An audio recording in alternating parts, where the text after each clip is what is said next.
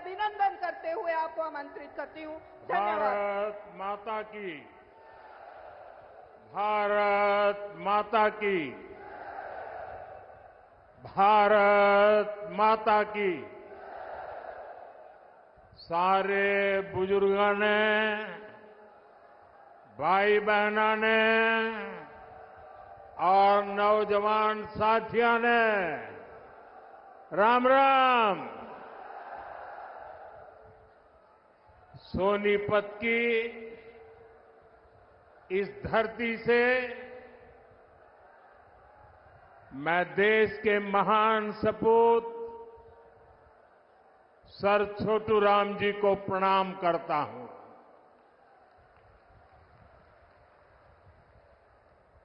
Sir Chhotu Ram ji का जीवन किसानों और वंचितों के लिए समर्पित रहा। हरियाणा की लोक कला को समृद्ध करने वाले बाबा लक्ष्मी चंद जी को भी मैं नमन करता हूं। आज 25 सितंबर है। हमारे पथ प्रदर्शक पंडित दीनदयाल उपाध्याय जी की जन्म जयंती भी है। अंत्योदय और गरीबों की सेवा के लिए पंडित दीनदयाल उपाध्याय जी ने जो रास्ता दिखाया, वो प्रत्येक भाजपा कार्यकर्ता के लिए संकल्प पथ की तरह है। उनकी प्रेरणा से भाजपा भारत को विकास की नई ऊंचाई पर ले जा रही है, गरीबों का उत्थान कर रही है। मैं श्रद्धेय दीनदयाल जी को श्रद्धापूर्वक नमन करता हूं। साथियों, जैसे जैसे वोटिंग का दिन पास आ रहा है, वैसे वैसे कांग्रेस पस्त पड़ती जा रही है।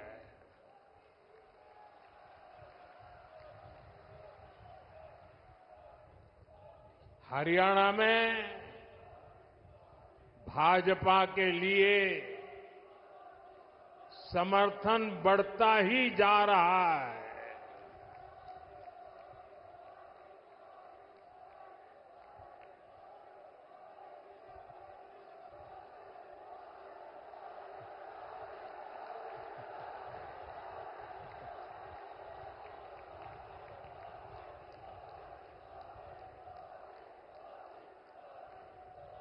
आपका ये प्यार, ये अपनापन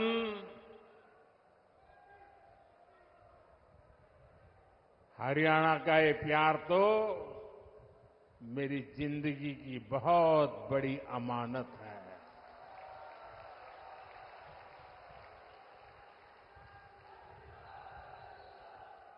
मैं बड़े गर्व के साथ कहता हूं, मैं जो कुछ भी हूं उसमें हरियाणा का भी बहुत बड़ा योगदान है।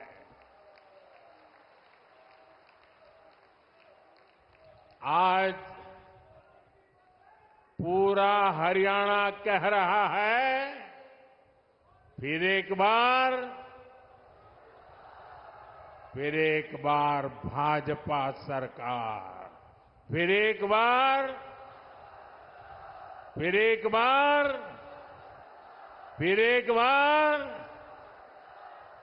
साथियों, आज जम्मू कश्मीर में दूसरे चरण का मतदान भी हो रहा है। ये मतदान शांतिपूर्ण तरीके से चल रहा है। लोग सुबह से ही वोट डालने के लिए कतारों में लग गए हैं। पहले चरण में जिस तरह जम्मू कश्मीर में वोटिंग का रिकॉर्ड टूटा, वो भी दुनिया ने देखा है।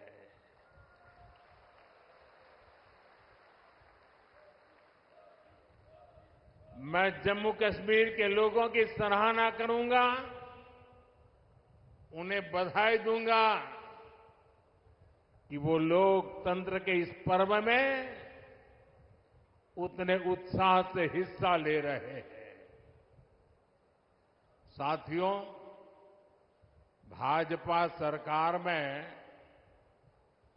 हरियाणा आज खेती और उद्योग दोनों मामलों में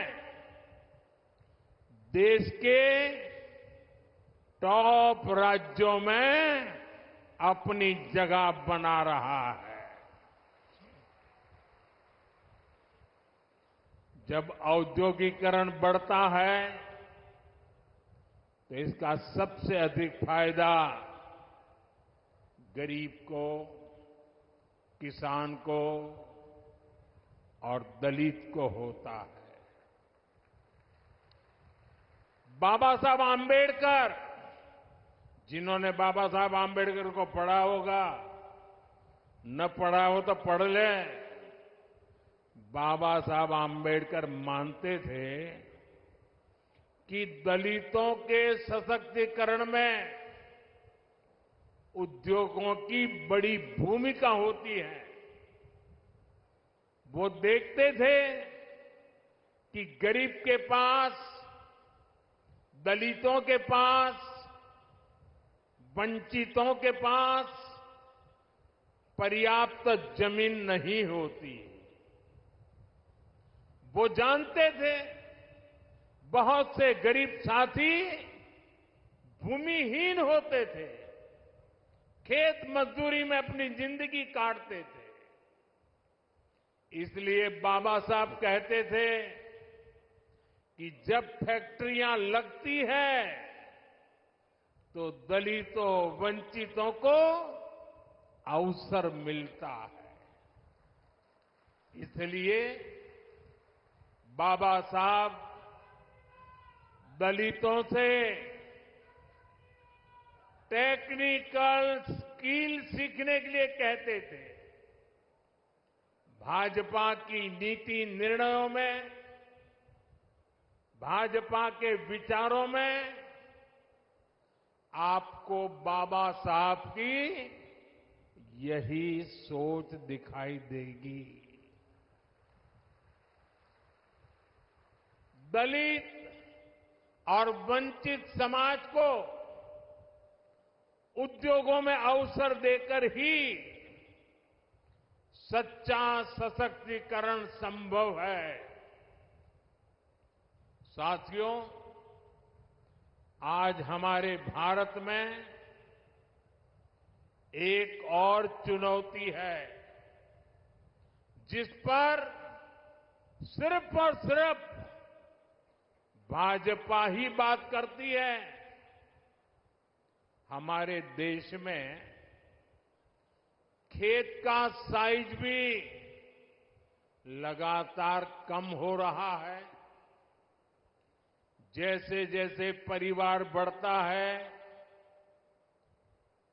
जमीन के टुकड़े होते हैं, जमीन बढ़ जाती है। धीरे धीरे एक छोटा टुकड़ा बच्चों के नसीब आता है। आबादी बढ़ रही है, लेकिन खेत छोटा हो रहा है। ऐसे में खेती से जुड़े सभी अर्थशास्त्री भी मानते हैं कि गांव में खेती के साथ साथ कमाई के दूसरे जरिए भी होने चाहिए। अकेली खेती पे गुजारा पूरे परिवार के लिए। और इसलिए हर मां बाप चाहता है कि एक बेटा खेती करेगा, दूसरा शहर में जाके काम करेगा। और इसलिए जब उद्योगों का विस्तार होता है तो उससे किसानों का जीवन भी बेहतर होता है। इससे किसान परिवार के बच्चों को भी अच्छी नौकरियां मिलती हैं, अच्छे अवसर मिलते हैं। और इसलिए साथियों, भाजपा खेती को भी बढ़ावा देती है, व्यापार कारोबार को भी बढ़ावा देती है। भाइयों और बहनों, कल रात को ही मैं अमेरिका से लौटा हूं। अमेरिका में मेरी मुलाकात दुनिया के बड़े बड़े नेताओं से, बड़ी बड़ी कंपनियां चलाने वालों से हुई। जिन कंपनियों के सीईओ से मैं मिला, एक एक कंपनी लाखों करोड़ रुपए के कारोबार कम करती है। मैंने उन्हें भारत के नौजवानों के टैलेंट के बारे में बताया। साथियों, पिछले 10 साल में पूरी दुनिया में भारत पर भरोसा बढ़ा है। और मैं हरियाणा के लोगों को एक बात तो जरूर बताऊंगा। कल जब मैं न्यूयॉर्क गया परसों, तो वहां स्वागत के लिए बहुत बड़ी मात्रा में भारतीय समुदाय था। लेकिन सबसे बड़ी बात वो थी कि वहां पर पूरा हरियाणा खड़ा कर दिया गया था। अमेरिका में पली बड़ी हमारी हरियाणा की बेटी और उसके साथ और 5-7 बहनें, हरियाणा के हमारे साथी, उन्होंने हरियाणा का जो अभी नृत्य आप यहां देख रहे थे ना, वैसा नृत्य न्यूयॉर्क में करके स्वागत कर रहे थे। यानी हरियाणा खड़ा कर दिया था उन्होंने। साथियों, आज एक बात का विश्वास हुआ है कि अब भारत करप्शन, परिवारवाद से मुक्त होकर तरक्की कर रहा है। दुनिया को लगता है कि आने वाले समय में कोई देश सबसे तेज आगे बढ़ेगा तो वो देश है भारत।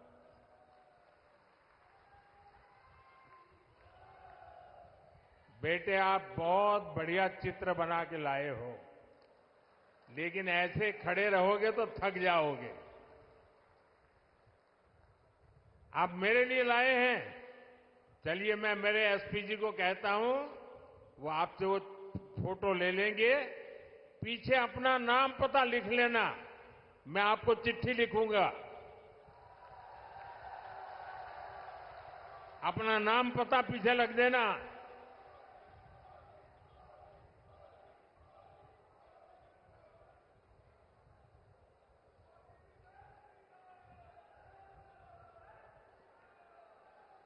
इतना बढ़िया चित्र बनाया है इस बेटे ने।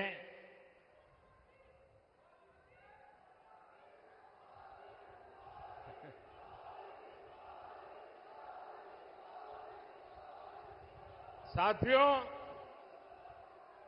आज दुनिया की बड़ी बड़ी कंपनियां भारत में निवेश के लिए यहां अपनी फैक्ट्रियां लगाने के लिए आतुर है। आप सोचिए, जब इतनी बड़ी कंपनियां भारत में निवेश करेगी तो इसका बहुत अधिक फायदा मेरे हरियाणा को होगा, यहां के नौजवानों को होगा, यहां के किसानों को होगा। आज हमारा ये हरियाणा गुरुग्राम, फरीदाबाद से लेकर सोनीपत, पानीपत तक दुनिया की बड़ी बड़ी कंपनियों का सेंटर बन रहा है। थैंक यू बेटा, मिल गया मुझे, मिल जाएगा, इनको दे दीजिए। हाँ, शाबाश। अब आराम से बैठो बेटा, देखिए गिरना मत। देश से निर्यात होने वाले 35% से अधिक कालीन और करीब 20% कपड़े हरियाणा में ही बनते हैं। यहां खड़खौदा में देखिए, भाजपा औद्योगिक शहर बना रही है। कोशिश यही है कि यहां के हमारे नौजवानों को ज्यादा से ज्यादा नौकरियां मिले, रोजगार मिले। हरियाणा भाजपा ने घोषणा की है कि ऐसे अनेक औद्योगिक शहर राज्य के अलग अलग हिस्सों में बनाए जाएंगे। अभी मारुति का कारखाना लगना भी यहां तय हो गया है। आने वाले समय में ऐसे कई बड़े बड़े कारखाने यहां लगने वाले हैं। साथियों, मेक इन इंडिया के 10 सालों ने भी इसमें बड़ी भूमिका निभाई है। हम मोबाइल फोन से लेकर लड़ाकू विमान और विमान वाहक पोत तक अब भारत में बना रहे हैं। बीते 3 साल में ही मैन्युफैक्चरिंग से जुड़े सेक्टर में लाखों नए रोजगार बने हैं। आज भारत में बनी चीजें हम उन देशों को भी बेच रहे हैं जहां से पहले हम मंगाया करते थे। अब आप देखिए, भारत में बनी सुजुकी गाड़ियां, मूलतः वो कंपनी जापान की है। सुजुकी कंपनी गाड़ी अब यहां बनाती है और जापान वाले भारत से वो गाड़ी मंगवा करते खरीदते हैं। और ये कमाल कहां होता है मालूम है? ये कमाल कहां होता है मालूम है? ये कमाल मेरी हरियाणा की धरती से होता है। हरियाणा की धरती से बने उत्पाद आज दुनिया के बाजारों में पहुंच रहे हैं। यही है नए भारत की ताकत। साथियों, अब जब दुनिया भर से लोग भारत में फैक्ट्री लगाना चाहते हैं, नई कंपनियां खोलने आना चाहते हैं, तो आप खुद सोचिए, हरियाणा में यहां कैसी सरकार होनी चाहिए?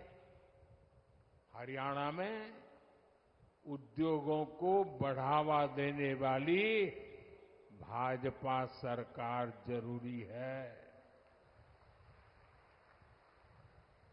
हरियाणा में नौकरियों को बढ़ावा देने वाली भाजपा सरकार जरूरी है,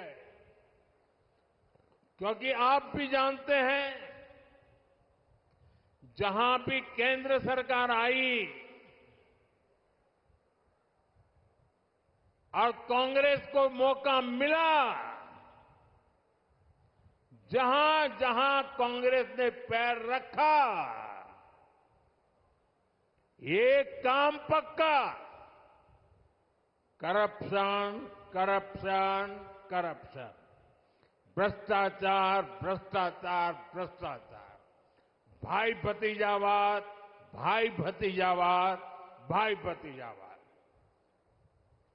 भारत के सरकारी सिस्टम में भ्रष्टाचार को पैदा करने वाली, पालना पोसने वाली, हमारे देश में भ्रष्टाचार की कोई जन्मदात्री है तो कांग्रेस पार्टी है।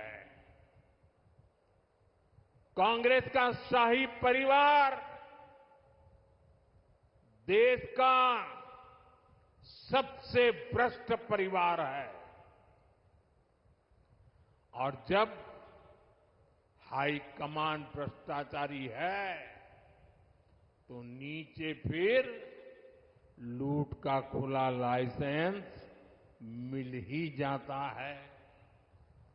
याद कीजिए, 10 साल पहले जब यहां कांग्रेस की सरकार थी तब क्या होता था? आज जो नए वोटर है ना, 18 साल 20 साल के, उन्हें तो पता तक नहीं होगा कि 10 साल पहले हरियाणा को कैसे लूटा गया था।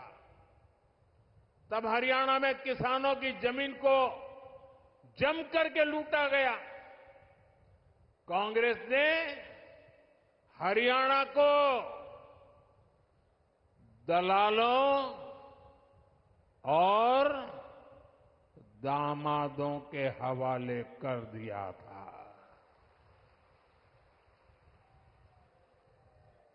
दलालों और दामादों से बचना है तो कमल ही बचाएगा।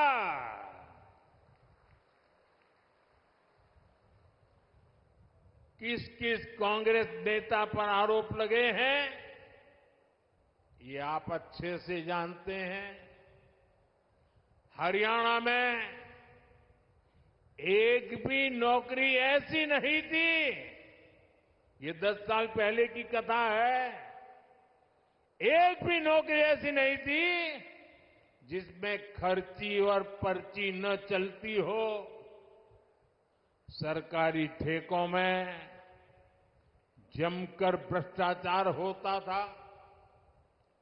हरियाणा को लूट कर खाने वाली ऐसी करप्ट कांग्रेस को हरियाणा की सरकार से मीलों मीलों दूर रखना है, तब जाके हरियाणा बचेगा। और आपका तो मुझ पर हक है, मुझे भी तो हरियाणा का कर्ज चुकाना है।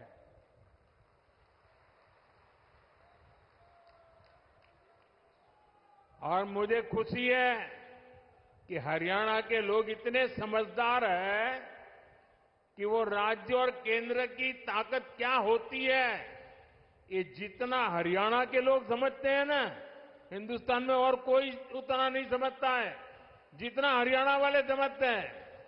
और इसलिए हरियाणा हमेशा राज्य में वही सरकार बनाता है जिसकी दिल्ली में सरकार होती है।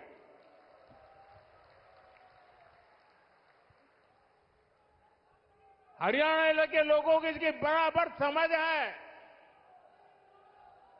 साथियों, जैसी स्थिति यहां कांग्रेस ने उस समय बनाई थी, आज कर्नाटका में उनकी सरकार है। जरा देखिए, अभी तो 2 साल हुए हैं, क्या हाल करके रखा है। वहां कांग्रेस के मुख्यमंत्री उन पर जमीन घोटाले के आरोप लगे हैं। जब इसकी जांच शुरू हुई तो कर्नाटका के मुख्यमंत्री हाईकोर्ट चले गए। हाईकोर्ट ने भी उनको एक और डंडा मारा। उन्होंने कहा कोई मदद नहीं होगी, और कल ही हाईकोर्ट ने साफ साफ कहा कि जांच के आदेश सही है और जांच होनी चाहिए। अब देखिए, 2 साल मुश्किल से हुए हैं, आदत जाती नहीं है। क्या हरियाणा में इनको ये पाप करने का ठेका दे सकते हैं क्या? हरियाणा में इनको घुसने दे सकते हैं क्या?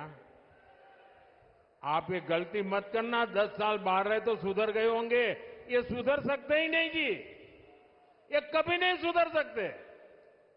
और भाइयों बहनों, कर्नाटका में सिर्फ जमीन घोटाले का ही मामला नहीं है। वहां मेरे दलित भाई बहन, ये समझिए, कांग्रेस पार्टी के अध्यक्ष भी कर्नाटका से आते हैं, दलित समाज से हैं। कर्नाटका में दलितों के लिए जो फंड था, उसमें भी कांग्रेस ने घोटाला किया। ये वहां की कांग्रेस सरकार ने, वहां के सीएम ने विधानसभा में खुद इस बात को स्वीकार किया है। अब बताइए, जहां भ्रष्टाचार होगा, वहां दुनिया का कोई देश, कोई भी निवेश करने वाला, कोई भी कारखाना लगाने वाला हरियाणा की धरती पर आएगा क्या? तो हरियाणा का नुकसान होगा कि नहीं होगा? हरियाणा में निवेश नहीं आएगा तो नौजवानों को नौकरी कैसे मिलेगी? साथियों, कांग्रेस से बड़ी बेईमान और धोखेबाज पार्टी देश में और कोई नहीं है।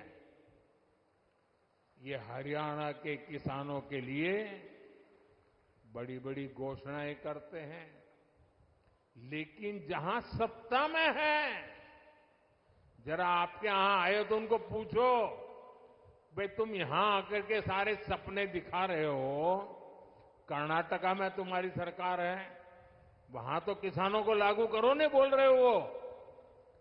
तेलंगाना में तुम्हारी सरकार है, वहां तो लागू करो। ये झूठ बोल रहे हैं, ये आपकी आंख में धूल झोंक रहे हैं। साथियों, हरियाणा की भाजपा सरकार ने किसानों से 24 फसलें एमएसपी पर खरीदने का फैसला लिया, लेकिन जब यहां कांग्रेस की सरकार थी तो एमएसपी पर फसलें खरीदने से सबसे ज्यादा नफरत करती थी। यही कांग्रेस की सच्चाई है, जो हरियाणा के किसान को पूरी तरह कांग्रेस को पहचान लेना जरूरी है। साथियों, भाजपा सरकार निरंतर किसान हक में बड़े फैसले ले रही है। अपनी तीसरी पारी के पहले 100 दिनों में ही हमारी सरकार ने किसानों के लिए अनेक बड़े फैसले लिए हैं। कुछ दिन पहले ही केंद्र सरकार ने बासमती के निर्यात को लेकर बड़ा फैसला लिया। अभी तक बासमती के एक्सपोर्ट के लिए न्यूनतम मूल्य तय था, उस सीमा से नीचे निर्यात संभव नहीं था। इससे भारत के बजाय दूसरे देशों से लोग इंपोर्ट करते थे। अब हमने किसानों की भलाई के लिए ये सीमा भी हटा दी है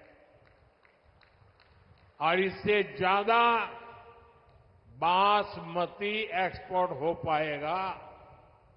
इसका सीधा फायदा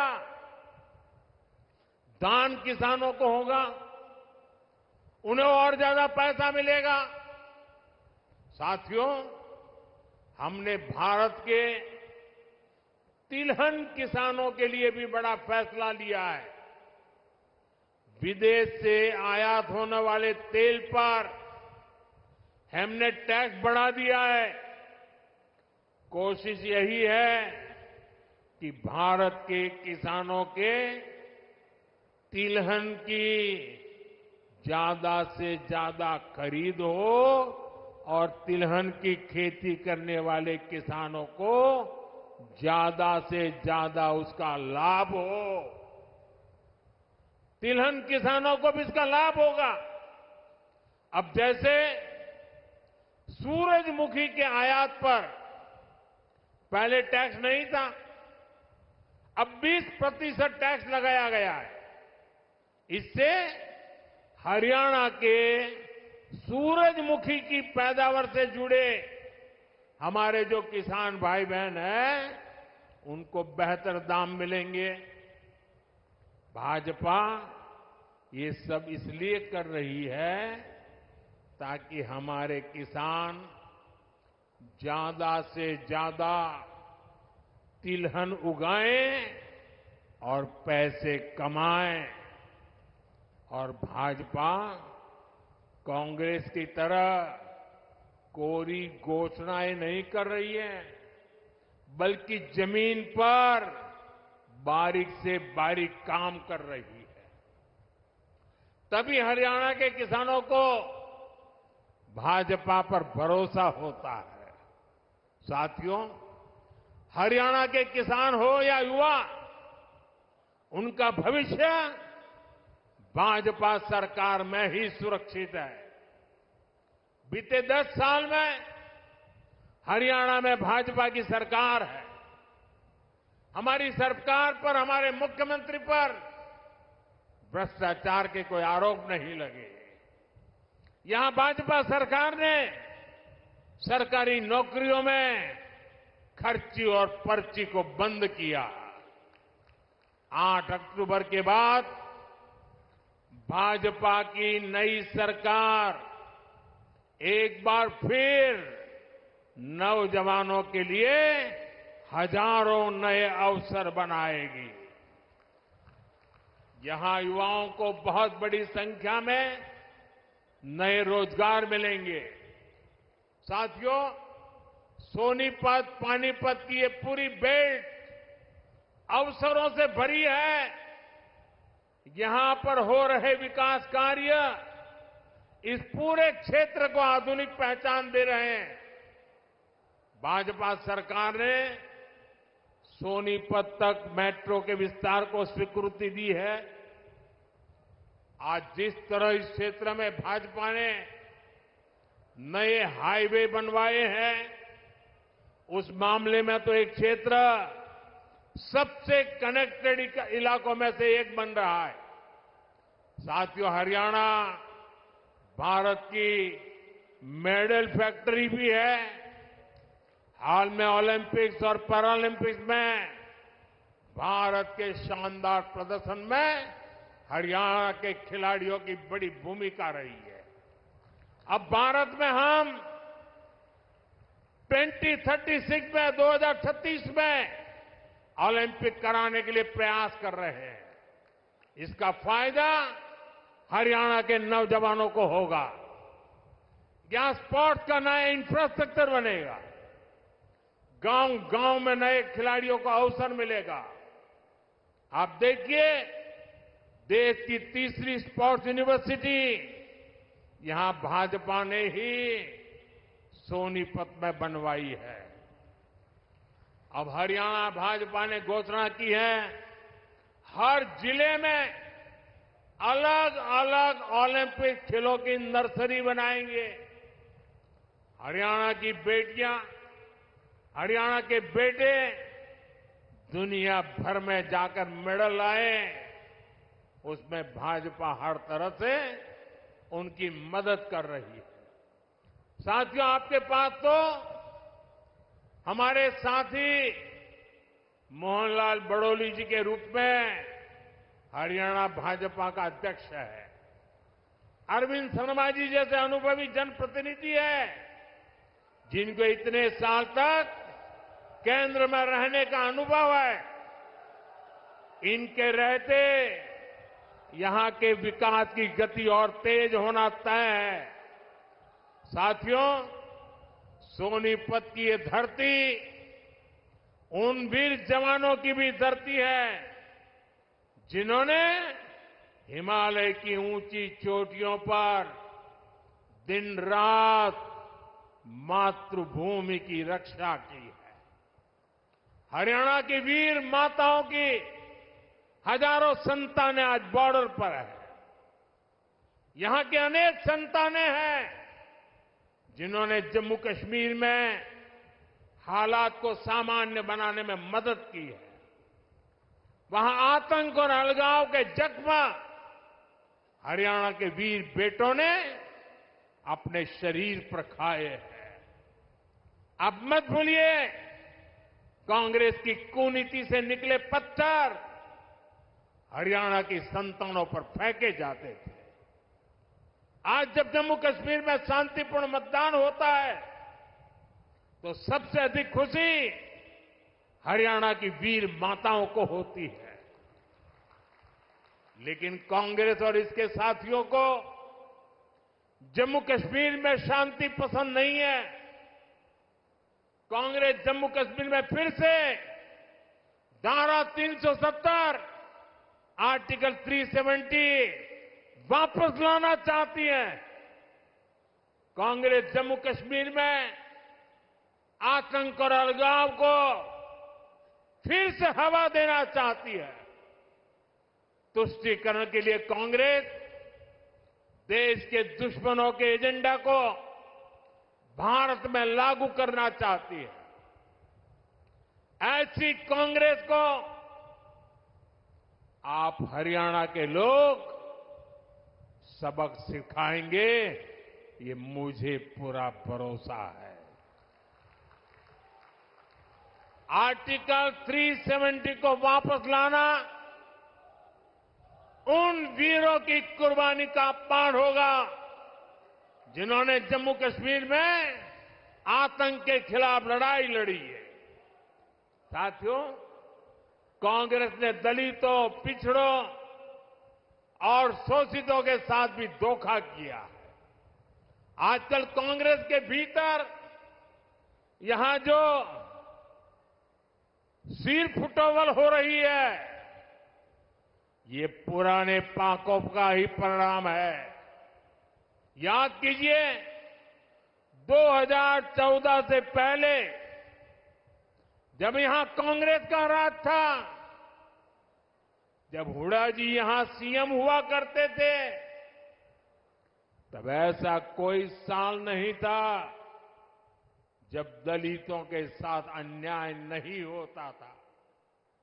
अनेक दलितों को जान से हाथ धोना पड़ा।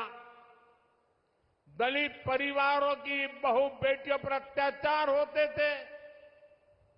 हर कोई जानता था कि दलितों के खिलाफ इस घिनौने खेल को कांग्रेस ही खाद पानी देती है। और जो भी कांग्रेस की दलित विरोधी हरकत के खिलाफ बोलता है, कांग्रेस उसके खिलाफ साजिशें करने लगती है। ये आज हरियाणा का दलित समाज एक बार फिर हरियाणा के अंदर कांग्रेस का जो ड्रामा चल रहा है उसे देख रही है। साथियों, कांग्रेस ने हमेशा ही दलित, ओबीसी और आदिवासियों को भागीदारी से वंचित रखा है। ये तो बाबा साहब आंबेडकर थे जिन्होंने दलितों को आरक्षण दिया, वरना ओबीसी की तरह दलितों को भी अपने हक के लिए कांग्रेस की हार का ही इंतजार करना पड़ता। जब जब कांग्रेस सरकार से दूर रही है, तब तब गरीबों को, एससी, एसटी, ओबीसी को उनका हक मिला है, और जब जब कांग्रेस सरकार में रही है, उसने दलितों, पिछड़ों का हक छीना है। कांग्रेस के शाही परिवार से जो भी प्रधानमंत्री बना, उसने हमेशा आरक्षण का विरोध किया है। आरक्षण का विरोध, आरक्षण से नफरत, ये कांग्रेस के डीएनए में है। इसलिए आज भी हम देखते हैं कांग्रेस के शाही खानदान की चौथी पीढ़ी भी आरक्षण को हटाने की बात कर रही है। आपको कांग्रेस की आरक्षण विरोधी चालों से सावधान रहना है। साथियों, बीजेपी ने दलित, ओबीसी और आदिवासियों को सही मायने में भागीदारी दी है। वंचित और पिछड़े समाज के हर व्यक्ति को भाजपा ने हमेशा आगे बढ़ाया। यहां हरियाणा में देखिए, हमारे नायब सिंह सैनी जी को भाजपा ने सीएम बनाया। इतने कम समय में ही इन्होंने पूरे हरियाणा के लोगों के दिल में जगह बनाई है। आज यहां लोग कहते हैं कि यो नायब सैनी एक किसान मजदूर का बेटा से, इसके किवाड़ लोगा ताई 24 घंटे खुले रवे से। भाइयों और बहनों, कांग्रेस की सरकारों की एक और पहचान है, कांग्रेस सरकार अस्थिरता के लिए भी जानी जाती है। बीते कुछ सालों में ही जहां जहां इनकी सरकारें बनी, वहां यही दिखने को मिला है। कांग्रेस शासित हर राज्य में उनके मुख्यमंत्री और मंत्री झगड़ों में उलझे हुए हैं। उनको जनता की तकलीफ, उनके दुख दर्द से कोई लेना देना नहीं है। कर्नाटक में उनके सीएम और डिप्टी सीएम आपसी लड़ाई में बिजी हैं। तेलंगाना, हिमाचल प्रदेश, वहां भी यही कहानी है। राजस्थान और छत्तीसगढ़ में भी जब उनकी सरकारें थी, पूरा 5 साल नंबर 1, नंबर 2 एक दूसरे की टांग खींचने में लगे रहे। इसलिए हरियाणा को भी बहुत सावधान रहना है। गलती से भी मेरे शब्द लिख कर रखना भाइयों, हरियाणा का मुझ पे हक है, इसलिए मैं अपनी बात आपके सामने बड़े विश्वास से कह रहा हूं। याद रखना, गलती से भी कांग्रेस आ गई तो अपने झगड़ों में ही हरियाणा को बर्बाद करके छोड़ेंगे। यहां पर कांग्रेस में जिस तरह झगड़े बढ़ रहे हैं, पूरा हरियाणा देख रहा है। कांग्रेस को वोट देना यानी हरियाणा की स्थिरता और विकास को दांव पर लगाना है, बर्बादी के दरवाजे खोलना है। यह स्थिरता हरियाणा में हर काम ठप कर देगी। यहां निवेश और नौकरी दोनों पर असर होगा। इसलिए आपको सिर्फ और सिर्फ कमल के निशान पर बटन दबाना है।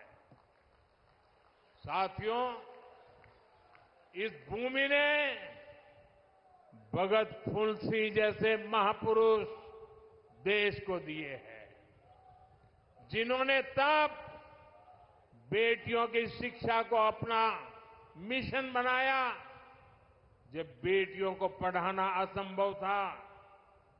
ये मेरा सौभाग्य है कि 2015 में पानीपत से ही मुझे बेटी बचाओ बेटी पढ़ाओ अभियान का शुभारंभ करने का अवसर मिला। कांग्रेस ने 60 साल देश पर राज किया, लेकिन उसे कभी देश की बेटियों की चिंता नहीं हुई। अगर कांग्रेस को चिंता होती तो गैस, नल से जल, बिजली, टॉयलेट, बैंक में खाते, ऐसी मूल सुविधाएं आज 60-70 साल के बाद मेरे आने के बाद मिली। मुझे संतोष है कि बेटी बचाओ बेटी पढ़ाओ से हरियाणा को फायदा हुआ। 10 साल पहले हरियाणा में 1000 बेटों पर सिर्फ 866 बेटियां थी। आज ये संख्या बढ़कर 914 हो चुकी है। आज हरियाणा की बेटियां स्पोर्ट्स में दम दिखा रही हैं। आज हरियाणा की बेटियां पुलिस और सेना में दम दिखा रही है। हमें गर्व है कि एनडीए में जो महिला कैडेट्स का जो फर्स्ट बैच था, उसमें हरियाणा की बेटी ने टॉप किया। साथियों, हरियाणा भाजपा नारी शक्ति को और सशक्त करने के लिए आगे बढ़कर काम कर रही है। हरियाणा भाजपा ने लाड़ो लक्ष्मी योजना के तहत हर महीने 2100 रुपये देने का वायदा किया है। गरीब परिवारों को 500 रुपये में गैस सिलेंडर देने की भी योजना जारी रहेगी। हरियाणा भाजपा ने 5 लाख लखपति दीदी बनाने और हर गांव में ड्रोन पायलट दीदी बनाने की भी घोषणा की है। साथियों, भाजपा का संकल्प ये पक्की गारंटी होता है।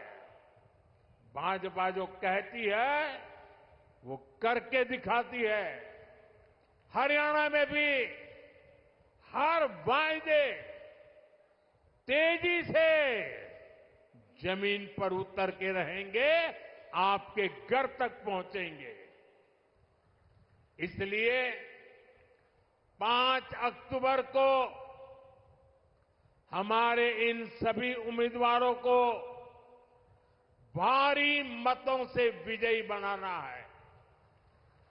लगातार तीसरी बार हरियाणा में कमल खिलाना है।